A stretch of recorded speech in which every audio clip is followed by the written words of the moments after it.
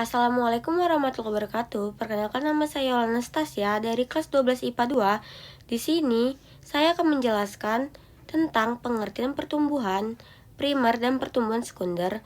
Yang pertama ada pertumbuhan primer, yaitu pertumbuhan primer adalah pertumbuhan yang terjadi akibat aktivitas jaringan meristem primer atau disebut juga meristem apikal.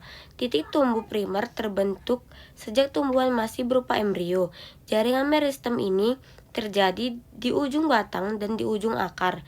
Yang kedua ada pertumbuhan sekunder, yaitu pertumbuhan sekunder adalah aktivitas sel meristem sekunder atau lebih tepatnya meristem lateral, yaitu kambium dan kambium gabus.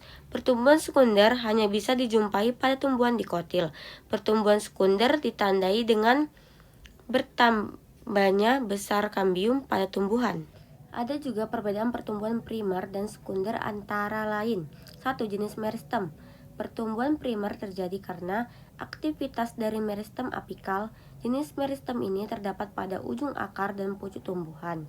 Sementara pertumbuhan sekunder terjadi karena meristem lateral yang terdapat pada vaskular kambium. 2. Arah pertumbuhan.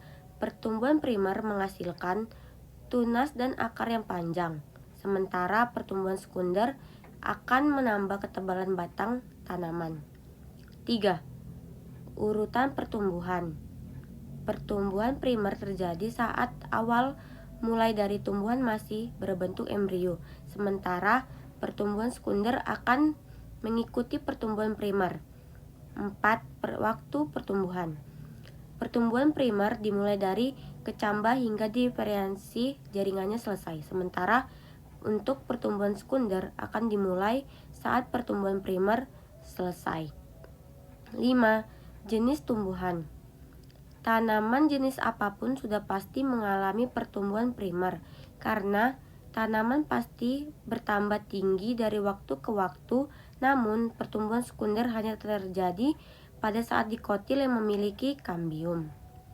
Sekian dari penjelasan saya yang mengenai pengertian dan perbedaan pertumbuhan primer dan sekunder. Jika ada kekurangan mohon dimaafkan. Wassalamualaikum warahmatullahi wabarakatuh. Terima kasih.